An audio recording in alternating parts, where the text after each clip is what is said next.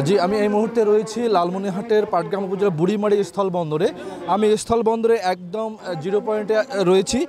আজকে আমরা যে জিনিসটি নিয়ে আজকে উপস্থিত হয়েছি সেটি হচ্ছে যে জুলাই গণঅভ্যুত্থানের পরবর্তী আওয়ামী লীগের ফ্যাসিস্টবাদী শক্তি এবং আওয়ামী লীগের ব্যবসায়ী সিন্ডিকেটের বুড়িমারি স্থলবন্দর সহ বাংলাদেশের বিভিন্ন স্থলবন্দরের পুনরায় সোচ্চারের বিরুদ্ধে শ্রমিকদের ন্যায্য অধিকার আদায়ের লক্ষ্যে বুড়িমারি স্থলবন্দরে কিন্তু আজকে শ্রমিকরা বিক্ষোভ এবং অবস্থান কর্মসূচি পালন করছেন। আমরা এই মুহূর্তে একজনের সঙ্গে কথা বলবো যে আসলে আজকে যে আপনারা এই অবস্থান কর্মসূচি হাতে নিয়েছেন, আসলে মূল বিষয়টা কি জন্য আপনারা? ধন্যবাদ। আপনারা জানেন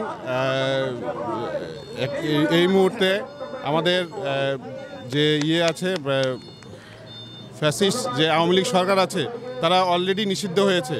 তারপরেও তাদের যে বিজনেস সিন্ডিকেটগুলো আছে তারা এখনও সরব এবং তারা বিশেষ করে টার্গেট করেছে আমাদের যে উত্তরবঙ্গের যে পোর্টগুলো আছে সেগুলোতে তারা একেবারেই সরব। পাশাপাশি তারা ইতিমধ্যে বাংলাবান্ধা পোর্টে লেবার হ্যান্ডেলিং টেন্ডারটা পার্টিসিপেট করেছে যে সে আওয়ামী লীগের দোসর আমাদের পাটগ্রাম উপজেলার সাবেক বিতর্কিত উপজেলা চেয়ারম্যান রুহুল আমিন বাবুল, সে একজন পলাতক আসামি।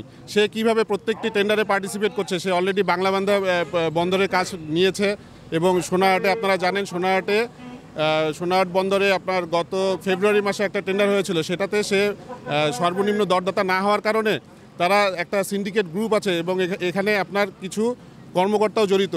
তারা পুনরায় সেটাকে রিটেন্ডার করার পরেও তারা আবারও সেখানে দ্বিতীয় সর্বনিম্ন দরদাতা হিসেবে রয়েছে। অনেকটা টালবাহানা করে প্রথম আমাদের কাছে কমপ্লেন এসেছে, দলীয়ভাবে আমাদের কাছে কমপ্লেন এসেছে যেহেতু আপনার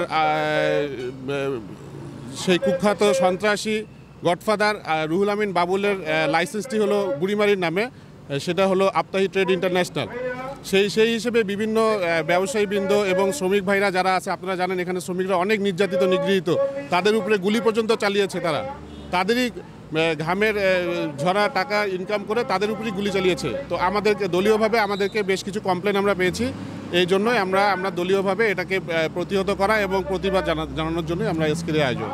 জি, ধন্যবাদ। আপনার কাছে একটু জানতে চাইবো যে আসলে শ্রমিকদের যে আজকে ন্যায্য যে অধিকার সেটি বাস্তবায়নের জন্য আপনারা এখানে আজকে বিক্ষোভ এবং অবস্থান কর্মসূচি, আসলে এই অবস্থান কর্মসূচি বিক্ষোভ কি কতদিন পর্যন্ত থাকবে? এটা অনির্দিষ্টকালের জন্য। আর স্বৈরাচার ধরেন যে ফ্যাসিস্ট আওয়ামী লীগ আমরা যে উপজেলা চেয়ারম্যান রুহুল আমিন বাবুল, এই পোর্টে অনেক শ্রমিক ওনার দ্বারা অনেক নির্যাতিত হয়েছে। এই পোর্টে অনেকেই সে গ্রেপ্তার না হওয়া পর্যন্ত আমাদের এই আন্দোলন অব্যাহত থাকবে এবং এইখানে কেউ বাধা বিপত্তি করলে আমরা তীব্র প্রতিবাদ করতেছি। জি, ধন্যবাদ। আসলে শুনছিলেন যে এখানে যে বর্তমানে যে আজকের যে অবস্থান ধর্মঘট বা বিক্ষোভটি, সেটি মূলত ন্যায্য অধিকার থেকে তারা কিন্তু বঞ্চিত হয়েছে।